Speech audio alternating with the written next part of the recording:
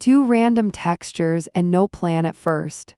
And then a painting full of depth emerges. Watch over my shoulder as something entirely original grows out of nothing.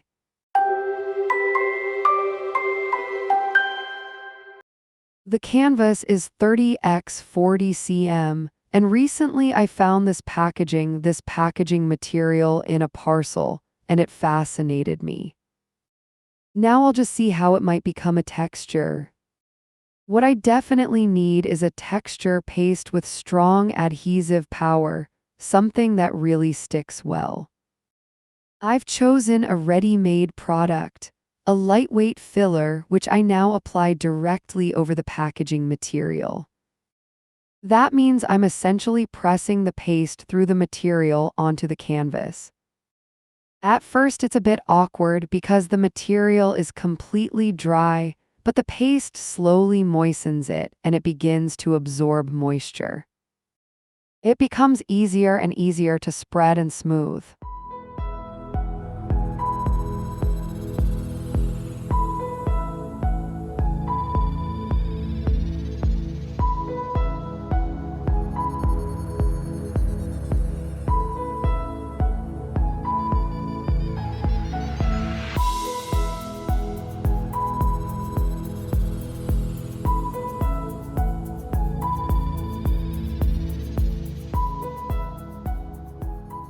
Once the lower area is well covered, I spread the filler upwards, adding another layer of this lightweight paste. Then I take a thin sheet of plastic, like a dust sheet you can buy at a hardware store. It's very thin plastic. I don't lay it down neatly, I just press it onto the surface. And now you can use your hands to slightly shift the plastic around, which of course leaves impressions in the filler underneath. Then everything is removed. First the packaging material at the bottom, just lift it off. It may tear.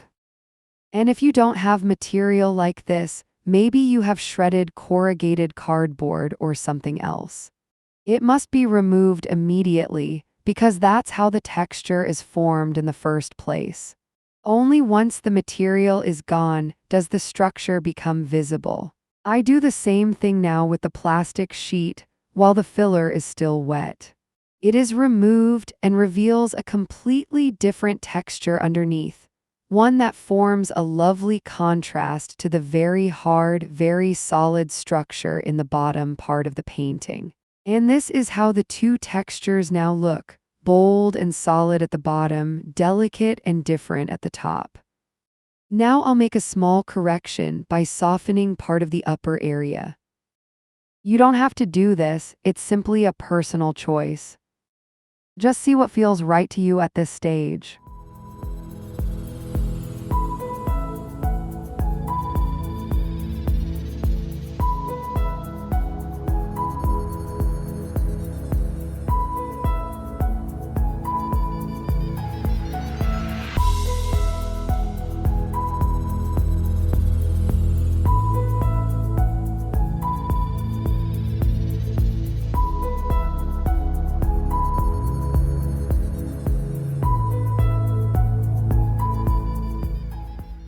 This strong texture now needs to dry for at least 2 days. Once the texture paste is dry, I sand the whole surface so the painting feels nice to the touch. And immediately afterward, I apply a coat of gesso over the entire area. Ready-made texture pastes often have a plastic-like surface that doesn't hold acrylic paint well. The gesso dulls that surface and makes the subsequent paint layer much easier to apply. This also needs to dry again, but then we're ready for color. I begin the color layer in the lower area with white acrylic paint. While it's still wet, I add my color elements. I've prepared a yellow on my palette, then a fern green and an Arctic blue. These three colors together will now shape the lower area of the painting.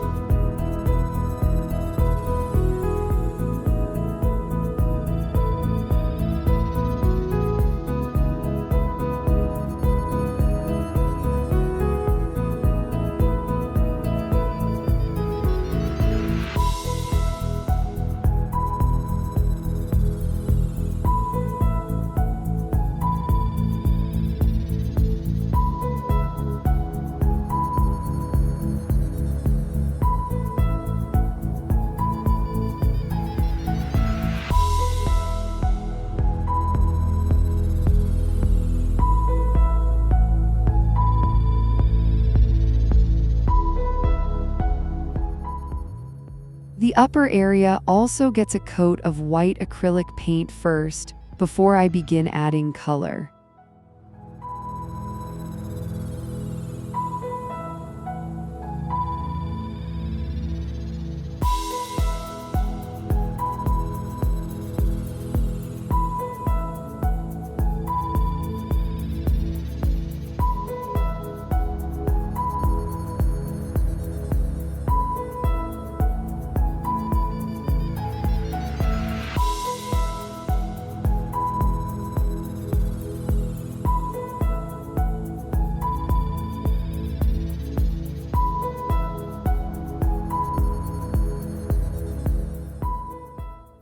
Transitions between the colors are very easy if you work with your fingers.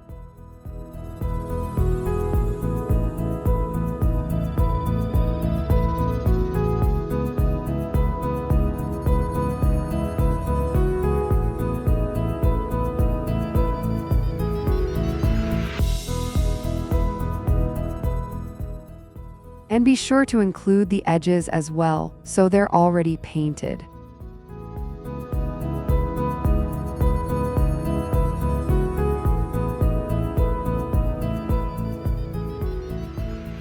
Once this color layer is dry, it's time to bring out the textures. For that, I take some blue acrylic paint and thin it heavily with water until it becomes very fluid. Then I spray the whole canvas. That's important so the color we're about to apply flows nicely. And then I brush the entire painting with the diluted blue.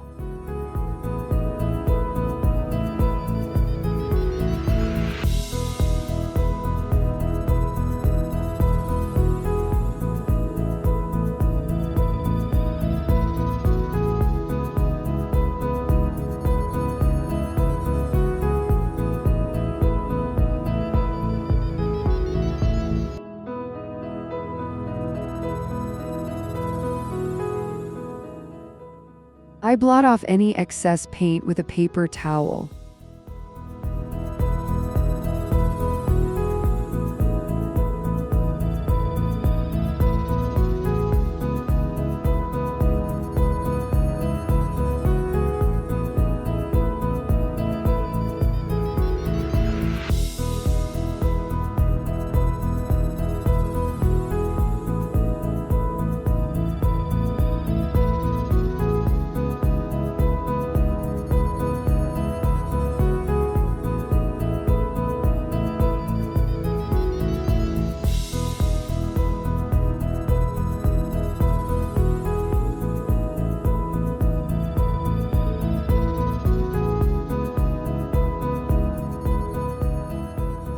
This fluid layer dries in about a day.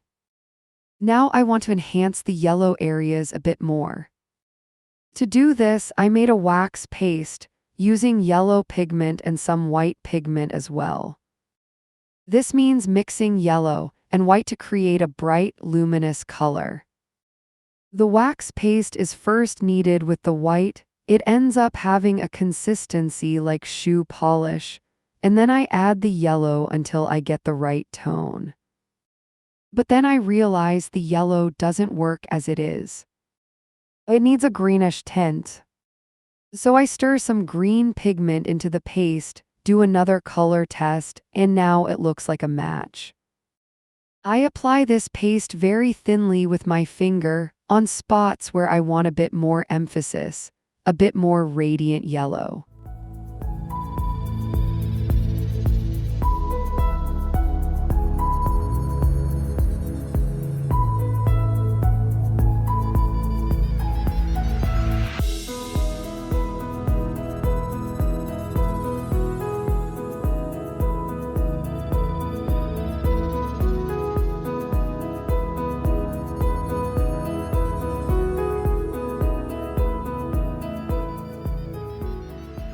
This might now be the moment where your painting feels finished.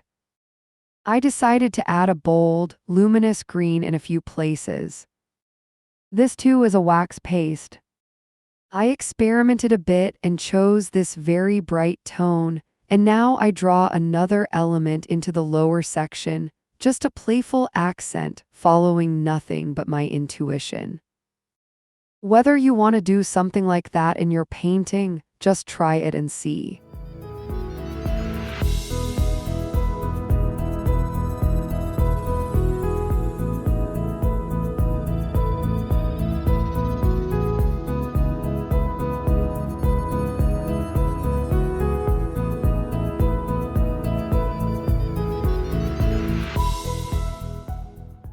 And if you enjoyed the video, I'd love it if you gave it a like.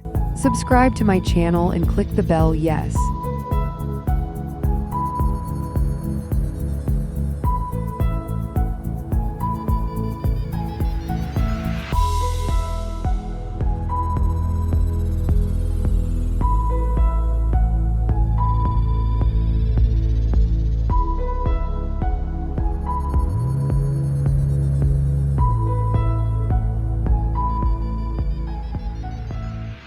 "3 days to dry, you'll notice if the wax is still tacky.